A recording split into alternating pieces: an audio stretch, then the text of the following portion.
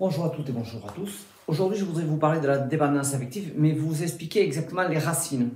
Pourquoi certaines personnes sont plus dépendantes affectives que l'autre? Pourquoi certaines n'arrivent pas à se couper d'une relation toxique? Pourquoi certains, leur cerveau voit des choses, mais ils ont des mécanismes, ils sentent bien, puisque moi ils me le disaient en thérapie, comme si quelque chose les retenait, les empêchait. Alors je vous expliquais neuronalement qu'est-ce qui se passe dans le cerveau, parce qu'on peut l'expliquer aussi neuronalement parlant. Donc, nos émotions, quoi qu'elles sont, vont arriver par un de nos cinq sens, à travers l'ouïe, l'olfactif, enfin bon, peu importe. Voilà. Toutes ces informations vont passer d'abord par le premier cerveau, c'est le cerveau reptilien, voilà, le cerveau archaïque. Lui, il est totalement autonome. Lui, c'est lui qui gère votre respiration, vos pulsations cardiaques, enfin, tout ce qui se passe à l'intérieur de vous, sans que vous puissiez interférer vraiment dessus, c'est lui, c'est ce cerveau-là. Voilà. Après, ça passe toutes les informations, n'importe quelle que vous recevez de votre cerveau, une phrase, un mot, une lumière, un son, une odeur, ça passe par là. Après, vous passez par votre système décisionnaire, votre système émotionnel. C'est votre cerveau limbique. Voilà. Or, lui, il va gérer toutes vos émotions en fonction de tout ce qu'il a engrammé dans votre enfance. Voilà. De 0 à 8 ans, enfin, le plus, c'est les premières années de vie. Les 1000 premiers jours, quand même, c'est essentiel à toute notre vie. Tout va se schématiser en fonction de tout ce que vous avez ressenti.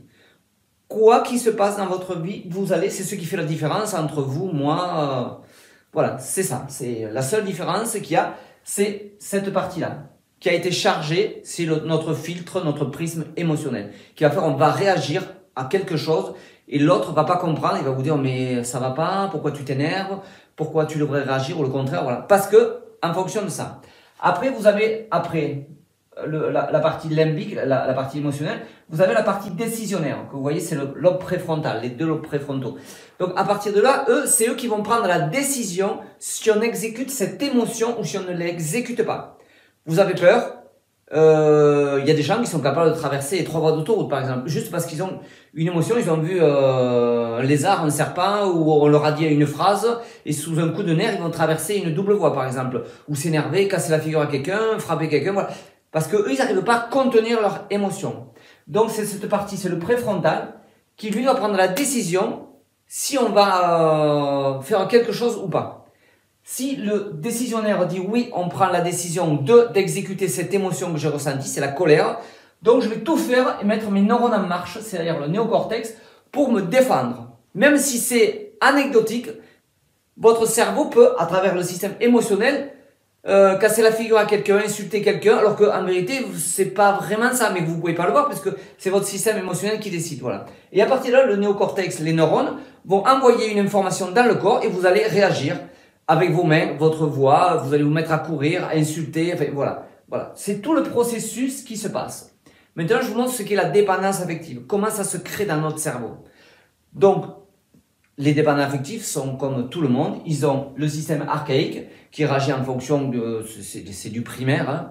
Voilà. Après le système limbique, c'est ce système limbique, il a été tellement, très souvent c'est des frustrations qu'on a vécues en bas, très souvent. On nous a dit tu dois, il faut, t'as pas le choix, fais comme nous, on va t'expliquer, voilà. Et à partir de là, vous allez directement passer du système émotionnel au système exécutif, sans passer par le système décisionnaire, puisque vos parents vous ont dit, grosso modo, t'as pas le choix. J'exagère, mais c'est à peu près ça. T'as pas le choix. Mais on peut pas s'en apercevoir, puisqu'on a toute notre vie été comme ça depuis l'âge de 2 ans, 3 ans, 4 ans. Donc on peut pas savoir qu'en vérité, si cette même injonction était arrivée à l'âge de 20 ans, ou 30 ans, on dirait, oh, là, on se souviendrait que quelque chose changeait dans notre vie, et donc à partir de là, on aurait cette interprétation de la vie, on saurait pourquoi on est dépendant, voilà.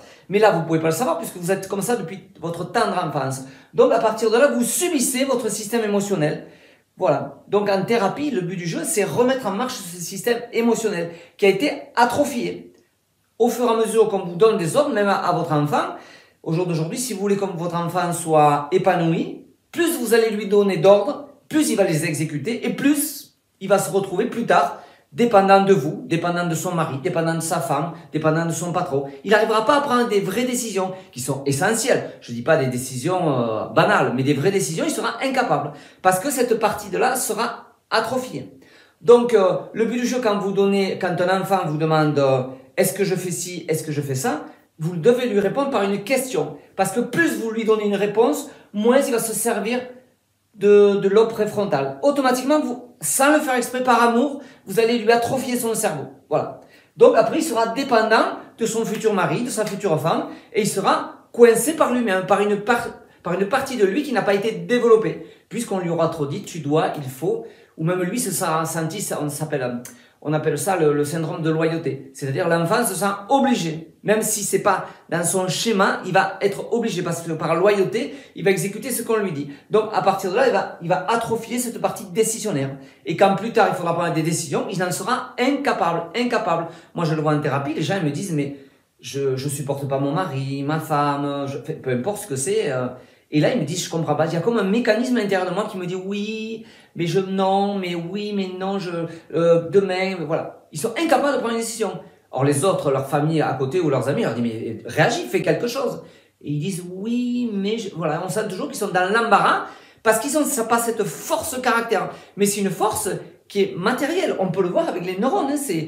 Cette partie-là, sur ces personnes, elle est atrophiée. C'est-à-dire qu'ils ont leurs neurones, dans le préfrontal, ils ont leurs neurones, mais ils ont très peu de liens, très peu de synapses qui ont été tracées.